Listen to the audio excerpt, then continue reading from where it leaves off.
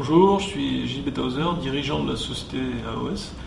AOS est une société spécialisée dans l'accompagnement des projets immobiliers des entreprises, que ce soit à travers une recherche de regroupement, une recherche de déménagement sur un nouveau site, une recherche de rationalisation de mètres carrés. On travaille sur tous les champs qui permettent d'optimiser la performance immobilière des entreprises, et particulièrement des entreprises de grande taille, à travers des mouvements tertiaires d'amplitude.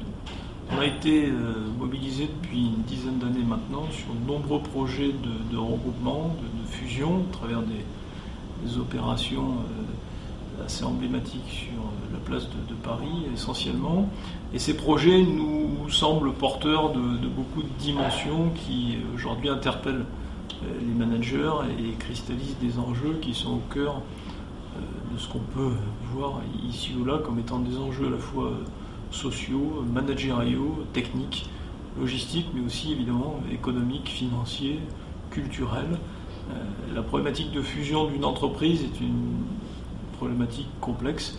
Le champ immobilier est réduit par définition, mais c'est un champ qui est extrêmement propice aussi à maximiser les chances d'efficacité dans le regroupement et la fusion d'entreprises. Il s'agit de marier des entreprises qui ont peut-être des approches, en particulier de l'utilisation de l'espace, qui peuvent être très différentes. Une entreprise A peut être par exemple en espace plutôt cloisonné et se regrouper avec une entreprise B qui est plutôt en espace ouvert. À l'occasion des opérations de regroupement, on cherche à marier des approches différentes et à trouver peut-être un plus grand commun dénominateur, ce qui peut être une approche ou une façon assez logique de repenser globalement l'espace pour définir de nouveaux territoires, de nouveaux lieux de vie, de nouveaux lieux d'expression de la dimension managériale et de la nouvelle culture d'entreprise qui est créée. Généralement, c'est ce qui est fait avec une recherche évidemment d'optimisation des mètres carrés. Notre expérience du sujet, c'est que quand deux entreprises se regroupent, usuellement, elles arrivent à contracter l'utilisation globale de leurs mètres carrés de l'ordre de 20 à 30%. En tout cas, c'est ce qu'elles recherchent à travers ces synergies, cette mutualisation de certaines fonctions et cette optimisation dans l'utilisation des mètres carrés à travers un changement, encore une fois, d'organisation spatiale ou une recherche de nouveaux sites, de nouveaux immeubles plus fonctionnels, plus adaptés à l'organisation qui est définie. Ce que recherchent les managers, évidemment, lorsqu'ils fusionnent des entreprises, c'est à regrouper des équipes pour optimiser les synergies, la dimension collaborative, la transversalité des compétences.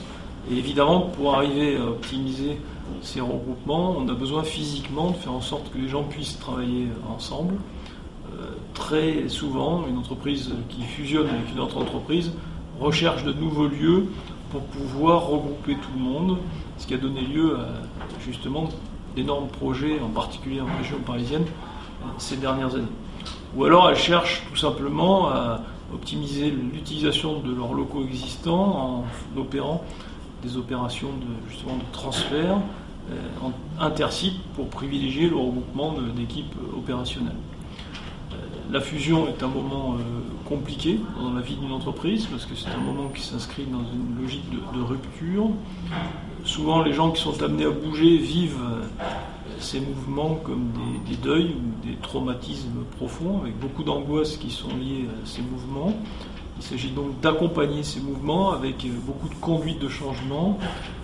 On a constaté depuis une dizaine d'années que les opérations de transfert de grands sièges sociaux ou de regroupement, essentiellement d'ailleurs à travers les mouvements de fusion d'entreprises, étaient porteurs de beaucoup d'angoisse, encore une fois, et nécessitaient un accompagnement humain au changement tout particulier. On le voit de plus en plus, les projets immobiliers s'inscrivent dans un contexte de radicalisation du dialogue social, et les projets de fusion sont peut-être l'archétype de ce qu'on peut trouver de plus complexe en matière d'accompagnement du dialogue social aujourd'hui. Voilà ce qu'on pouvait dire basiquement en première approche sur le sujet.